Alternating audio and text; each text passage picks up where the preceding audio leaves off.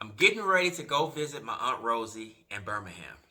And also, I just have to enlighten you all. She just made 100 years old last month. Isn't that a blessing? But man, anybody that knows my Aunt Rosie Underwood Hughes will tell you she is a historical encyclopedia. That lady can tell you about anything that took place down in that Clinton, Utah, Pleasant Ridge, Lewiston community. She just is full, just had a wealth of knowledge. And I mean, and anybody that knows her can vouch.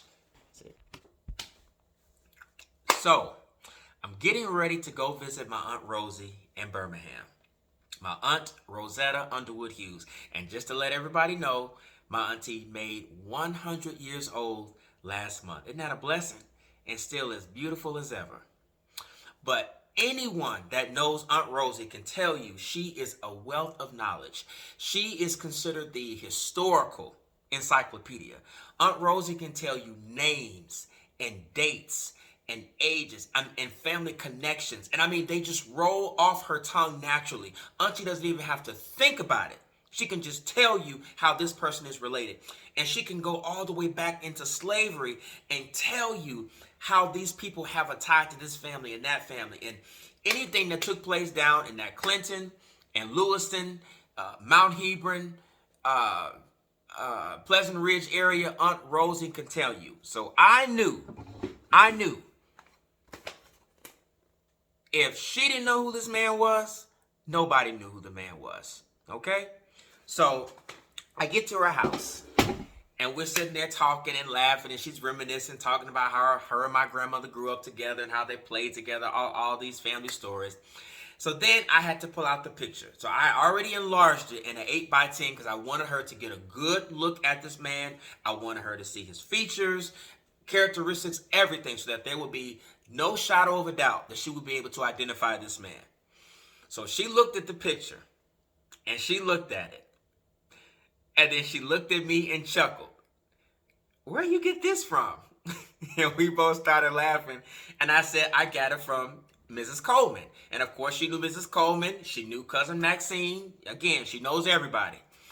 And I said, well, she gave me the picture. We're trying to figure out who the man is. And said, and just started laughing. And then she said, well, I don't remember his name. I'm like, man, my heart just sunk because I knew Aunt Rosie was going to tell me who this man was. And then she said, well, I don't know his name, but I can tell you who his brother was.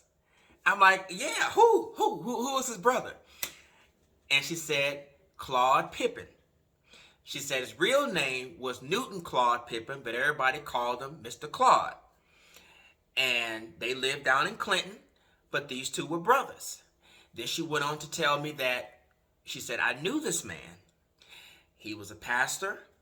He was married. She said, I don't remember any children, but he was a real nice man that lived in the community. But he said, if I stand correct, I said, he's some kin to you. And I said, well, Aunt Rosie, that's what Mrs. Coleman said, that he is supposed to be our uncle. She said, well, I don't believe he's your uncle, but I believe that he's a cousin of yours. She said, well, didn't Gally tell you that? I said, Aunt Rosie, my grandmother is not speaking about this. I didn't even show my grandmother this portrait. Well, she said, mark my word, this man is related to you.